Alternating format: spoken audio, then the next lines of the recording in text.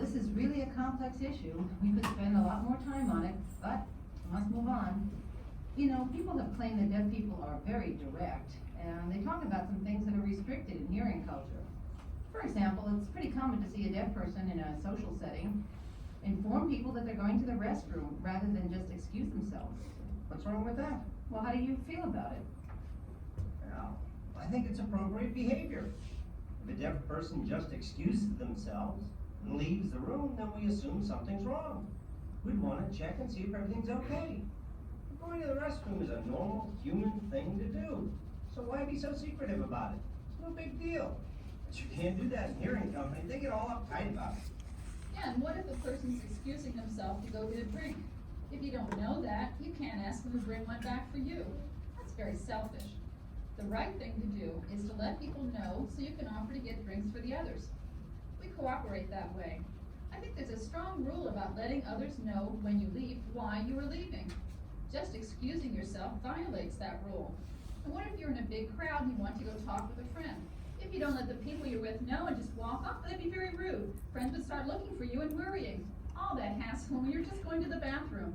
Now, I don't mean you have to make a public announcement every time you need to use the restroom. Just telling one person in the group is enough and would avoid confusion. If someone were looking for you, that person would let them know. It's just not polite to walk away. I feel the same way. I was taught that at home with my family. I can remember the first time I told Rico that I was going to the ladies' room. He looked at me so strangely and wondered why I was telling him. He also didn't understand why I used to get upset whenever he'd just leave the room without telling me why. So we had to work through that one too. Now we've adjusted to it and know each other's routines so well that we don't have to do that all of the time. But if we're just chatting, I prefer that Rico tell me why he's leaving the room. And now my son is learning the rule too. He knows that if he gets up to leave the room without saying anything, I'll ask him to tell me where he's going. I need to know. Yes, you know, I think this has a lot to do with our penchant for detail. You know, if you ask me about something that happened, I'll want to give you a lot of the specifics, right? I agree, definitely. For example, if a deaf person asked me about a friend of mine, and I just said they weren't feeling well or they were sick, that deaf person wouldn't accept it. If I didn't give them the whole story, they'd find another way to get it, perhaps from the grapevine. The right thing to do is tell them the facts, plain and true, that perhaps a person had a lung removed or has cancer. Then I'd be following the norm and responding the right way. Now, with hearing people, it's a different matter entirely. The less you say, the better.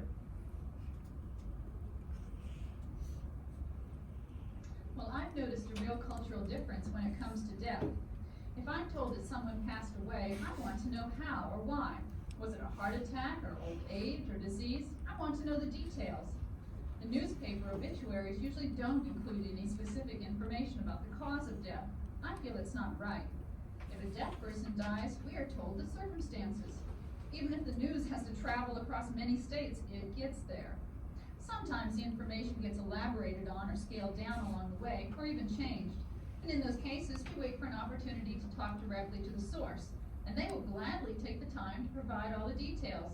This way we all know what's happening in our world. But with hearing people, I never know what to say or do when someone dies. I'm still very unsure about polite behavior, when to give condolences, and how to do it acceptably. I once asked a hearing friend if it was okay to ask about the death, and she said, "Oh no, you mustn't."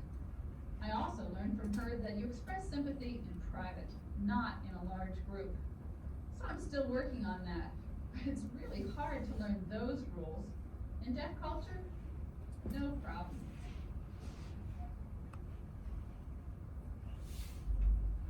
I also think it isn't right to withhold the details. For example, if I were at a wedding and I sensed that maybe there was some tension in the room, I'd want to know about the circumstances so that I could interpret people's behavior better. And then I'd know how to act accordingly. You know, people also say that we're brutally honest about things like physical appearance. And we don't hesitate to tell people if they've gained weight or something like that. How do you feel about that? Is it right? Oh, yeah, I think it's very appropriate. I do. Oh, so do I. But I think there are some differences depending on who you're talking to. If I see a friend who has really put on weight or who is inappropriately dressed, I can feel comfortable telling them so. But if the person is someone I really don't know, then I would approach a mutual friend and suggest they talk to the person at the right time. I've had that experience many times. For example, you know, the way deaf and hearing people react to changes in hairstyle is very different. If a hearing person doesn't like your new cut, they can't tell you that honestly. They'll say something like, well, it's different, or very unusual. And what they really mean is, I think it's awful. Well, with deaf people, you can say, you know, that style you had 2 years ago really looked best. This one is really not flattering. Then you might be asked for more details, such as, you know, what makes this cut unattractive, and you might explain why the cut doesn't suit the shape of the face or whatever. The person will accept your feedback. And I would too, but only, of course, if it came from another deaf person. Dick, is it the same for you? Yeah, it depends. I'll accept honest and direct feedback from others. I don't always enjoy it, but I'll take it. It's a deaf way of doing things. One last comment? I also think there are geographical differences. I come from New York, where everybody just tells it like it is, you know, without hesitation. And when I first moved here to Maryland, people didn't appreciate my style and thought I was too pushy, or, you know. So I really have to learn the rules down here, which involves more than third-person feedback, like Marie explained. So there are some differences. Well, maybe what you're talking about also has to do with cultural affiliation. Those people who come from deaf families and who have strong identification with deaf culture, they may not feel that way. After all, the Washington, D.C. area has a very diverse population.